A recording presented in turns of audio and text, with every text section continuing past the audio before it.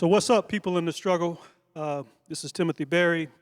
Got my nephew, Michael Berry, over here, castmate and overcoming by word of our testimonies, black male wounded healers. And so we're shooting this video in the midst of the multiple pandemics.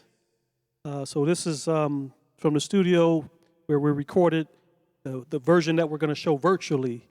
But it's been some time since the beginning of the inception and the concept of this production and the staging, and so I'm going to ask Mike a couple of questions just about how this piece has been landing, what's coming up for him in terms of from the beginning.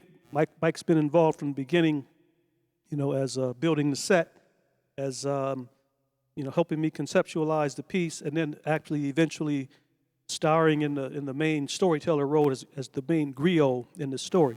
So, Mike, what's it been like being involved in the Wounded Healers production just from the beginning all the way to now? I have been on my own. What we've been saying throughout the piece, which is the Odyssey, and for me, it's been an emotional Odyssey. I remember from early on when we were conceptualizing how to put this piece together and how to have it speak to an audience in a way where they can grasp the concepts and also the timeline and this character of black men and how they transgress throughout time, but also overcome throughout time.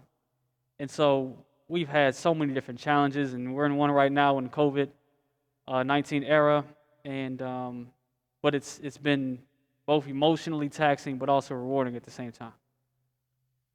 And so the thing about this piece is that, so it's in 5 movements, it's historical, it goes through in a chronological order, if you will, of what I identified as 5 periods to identify both sort of like the toxicity-inducing racist system that we have, and then how black males particularly, and then black people in general, overcome with creativity, with expression, with resilience, and some of that is born out of the idea of sort of paradox, having joy even though there's great sorrow. What's that been like, just portraying all of the movements, with that same sort of through line of feeling and getting impacted with body trauma through all the torturous, disastrous, calamitous ways in which white bodies inflict pain upon black bodies, and then coming to grips with, at the same time, healing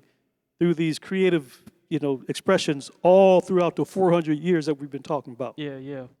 And for me, learning just a small piece of how to sing the blues, it synthesizes all of that for me, because not only is this not only are we singing about this pain that's residing in our bodies, it's also got this rhythm that makes you feel like, in a releasing way, it allows you to do that, and it's that creativity, and the blues for me, and learning that aspect of it has really helped me to do that, and so I've been enjoying all of it, but it's the blues, and then my core, which is